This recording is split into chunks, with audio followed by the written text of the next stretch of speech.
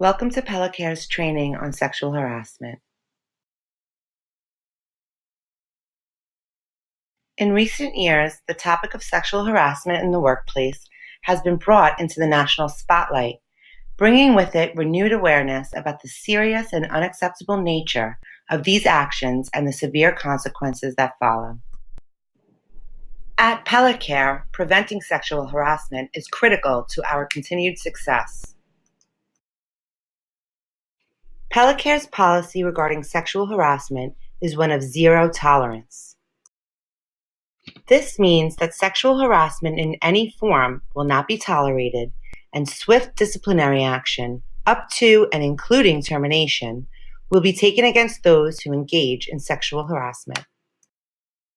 The purpose of this training is to set forth a common understanding about what is and what is not acceptable in the Pella Care workplace.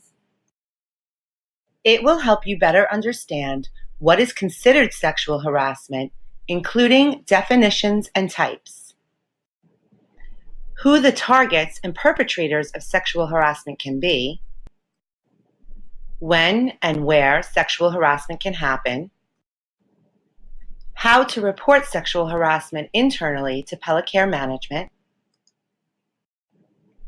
as well as your options for reporting sexual harassment to external state and federal agencies that enforce anti-discrimination laws.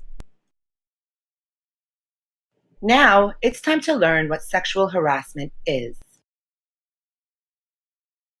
Sexual harassment is any unwelcome sexual advances, requests for sexual favors, or other verbal or physical conduct of a sexual nature. Sexual harassment is a form of sex discrimination and is unlawful under federal, state, and local law. Sexual harassment includes harassment on the basis of sex, sexual orientation, self-identified or perceived sex, gender expression, gender identity, and the status of being transgender. In this training, we will discuss the following types of sexual harassment: hostile environment, quid pro quo, and sex stereotyping. First, let's talk about hostile environment. In hostile environment sexual harassment, unwelcome sexual conduct creates a hostile, intimidating, or offensive work environment. Such conduct can be visual, verbal, or physical. Visual examples of hostile environment include displaying sexually demeaning or pornographic pictures, posters, objects, or other materials where coworkers can see them. Making sexually oriented gestures or facial expressions. Sharing pornography or sexual images on computers, mobile devices, via email or text. Verbal examples of hostile environment include making sexual sounds or noises, referring to coworkers by sexual or demeaning names such as baby or hottie, remarking or commenting or asking about a person's sexuality or sexual experience, telling stories or jokes that are sexual in nature, requesting repeatedly for dates after being turned down. Physical examples of hostile environment are touching a person in a sexual way, including patting, hugging, grabbing, massaging, or accidentally brushing against another employee's body. Assaults such as rape, sexual battery or violence, molestation, or attempts to commit these assaults are included as well. Another type of sexual harassment is quid pro quo, which is a legal term meaning a trade. Quid pro quo sexual harassment occurs when a person in a position of authority uses threats or promises of rewards in return for sexual favors. Examples of threats that could be used if sexual favors are refused include denial of a promotion or a raise, undesirable changes to shifts, job location or assignments, negative job evaluations, or losing your job. Examples of job benefits that may be offered or granted in exchange for sexual favors include better working conditions, shifts, job locations or assignments, getting hired, promoted, or receiving a positive job evaluation. Now we're going to cover sex stereotyping.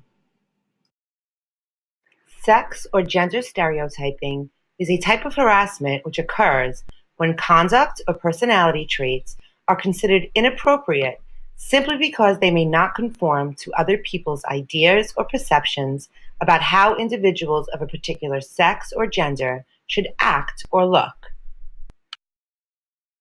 Examples of sex stereotyping can include harassing or discriminating against a person because that person does not conform to gender stereotypes as to appropriate looks, speech, personality, or lifestyle. Harassment or discrimination because someone is performing a job that is usually performed or was performed in the past, mostly by persons of a different sex. Now that we've learned about the types of sexual harassment, it's time to understand who can be the target of sexual harassment. Anyone can be the target of sexual harassment, regardless of their sex, gender, or role in the workplace. New York law protects employees, paid or unpaid interns, as well as non-employees, such as independent contractors and those employed by vendors who provide services in the workplace.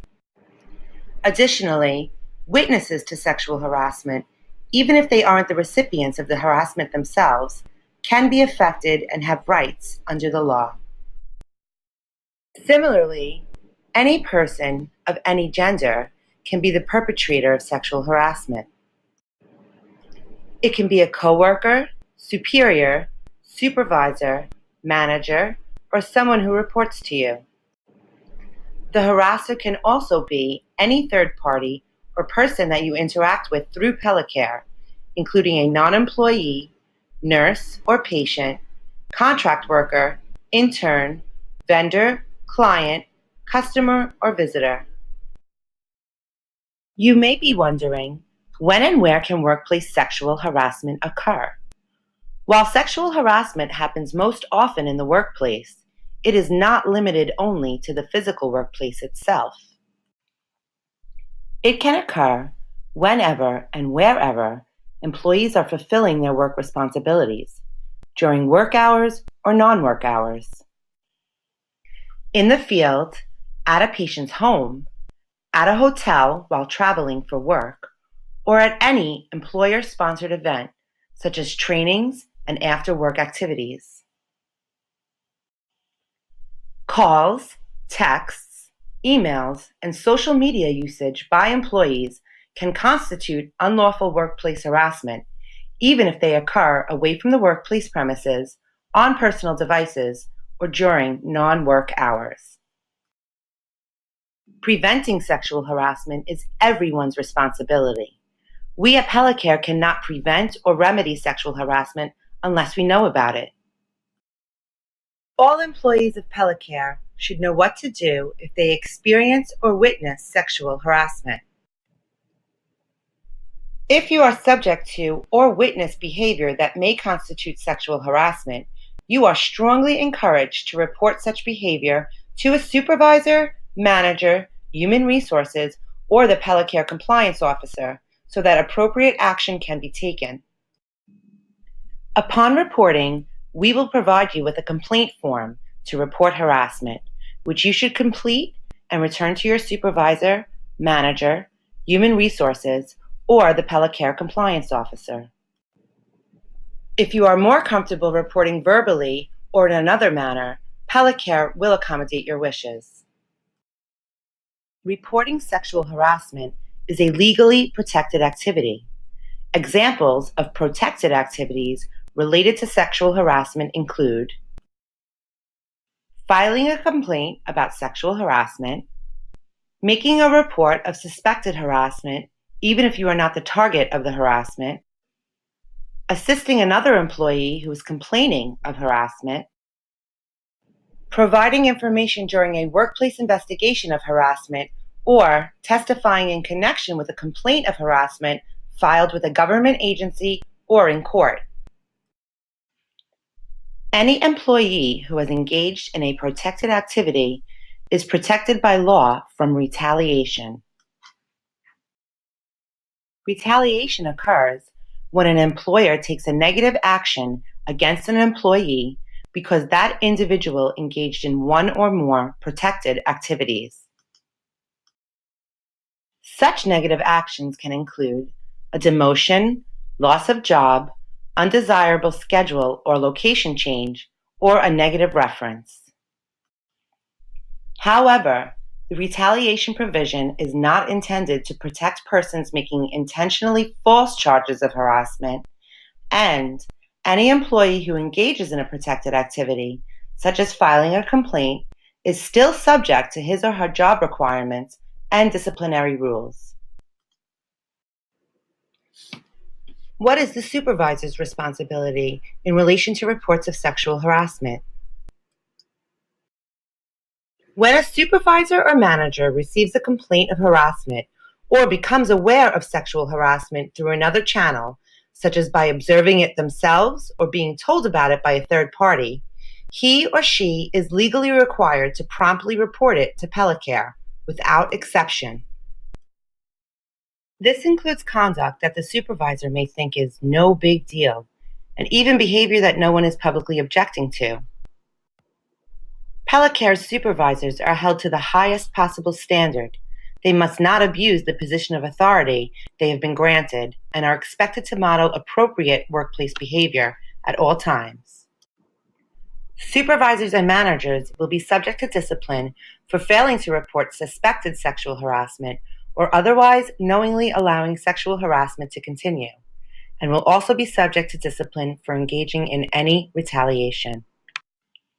Upon receiving a report of sexual harassment, Pella must follow our sexual harassment policy and immediately investigate any claims. Investigations will be kept as confidential as possible, and all components of the investigation will be clearly documented and recorded. Relevant materials such as emails, texts, files, or phone records will be requested and reviewed. Interviews will be conducted with all relevant parties and witnesses. Employee cooperation is required so that a full and fair investigation can be conducted. The individual who submitted the complaint and any accused perpetrators will be notified of Pella final determination and what administrative action will be taken. Employees who are determined to have engaged in sexual harassment or retaliation will be subject to disciplinary action up to and including termination. Employees who are not satisfied with the outcome of Pella internal procedures or investigation may also choose to pursue outside legal remedies.